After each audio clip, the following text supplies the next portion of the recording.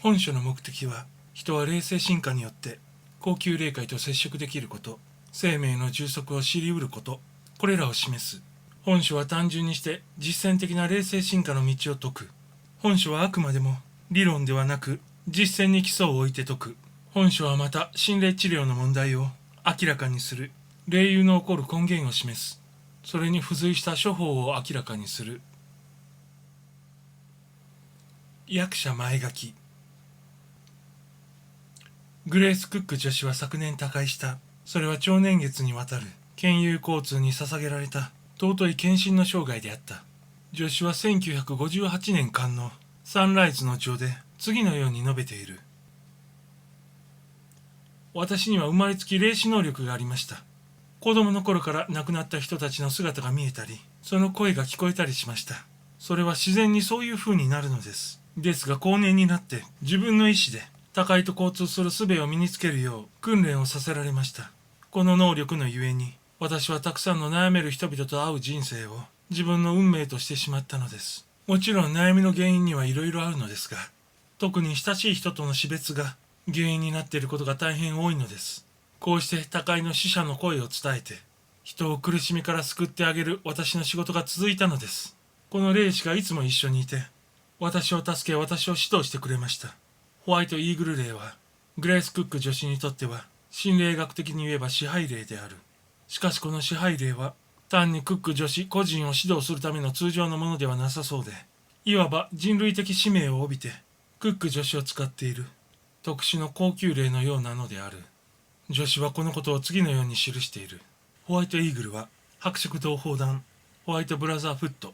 の一員です。ホワイトイーグルとは聖ヨハネの仮名です。彼は古い時代からの英知と真理を伝えるための一使徒です。私はこの聖ヨハネ、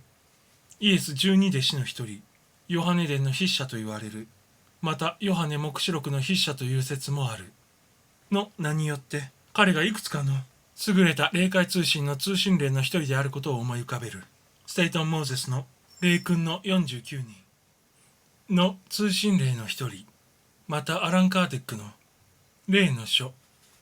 の通信霊団の一人、その名が重複しているのはヨハネだけでなく、ソクラテス、プラトンその他、いくつもある。ということは、これら主要な近代の啓示、これがある一貫した新霊界の計画のもとに、幾人もの霊媒やグループを通じて伝えられているらしいということである。年代的に見ると、霊の書が最も古く、1850年代、霊君は1870年代、ホワイトイーグルは1930年代から昨年のクック女子の死まで、なおここで漏れてならない通信は、シルバーバーチ、これは1920年代から5年前のバーバネル氏の死まで続けられた。さて、これらが共通の通信源から出ているのではないかと思わせる。その根拠は、聖ヨハネが前期3つの通信に関与していることである。クック女子は、この点について一つの暗示を与えている。前述のイーグルは白色同胞団の一員です。これです。一体白色同胞団とは何か。女子の記述を続けてみよう。白色同胞団の特権は、神が人類に掲示された霊的真理である太古の英知、これを諸民族に時代とともに伝えることです。この中に人類経験のエキスがあります。この中に人類が霊的に身体的にその本性を体験していく秘見が隠されています。つまり人間が自己統制をする法、原理、方法、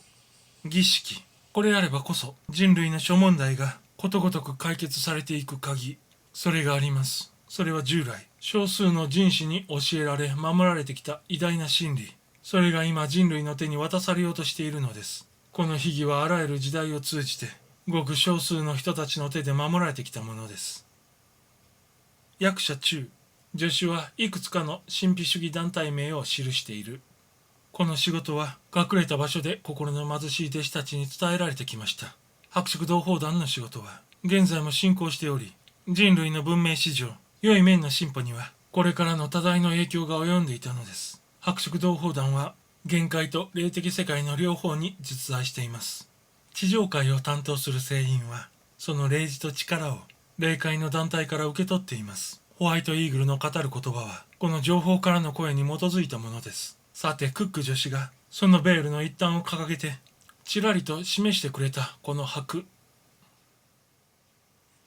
色同胞団であるが、どうも実在するらしいのである。従来神秘主義団体では知られていたが、俗界では未知の存在である。仮に気づいても単に神秘主義内部の肘くらいにしか思わなかったわけである。しかしどうやら人類の運命の操作に携わっているのはこの聖なる高級霊の団体の仕事らしいのである。この20世紀末、人類の文明の一大変革、ひいては人類の運命の変化が起こり始めている。今まで密かに裏面で隠れて仕事をしてきた白色同胞団が急激なある程度表面に現れて仕事をする状況が発生している。19世紀の半ば以降、次々に発生した前期の優れた霊界通信、いわゆる現代の啓示は、どうやらこの団体の一連の計画された仕事のように思われる。また同じく、19世紀半ばに発生した心霊研究も、それと並行した同じ計画の一環のようである。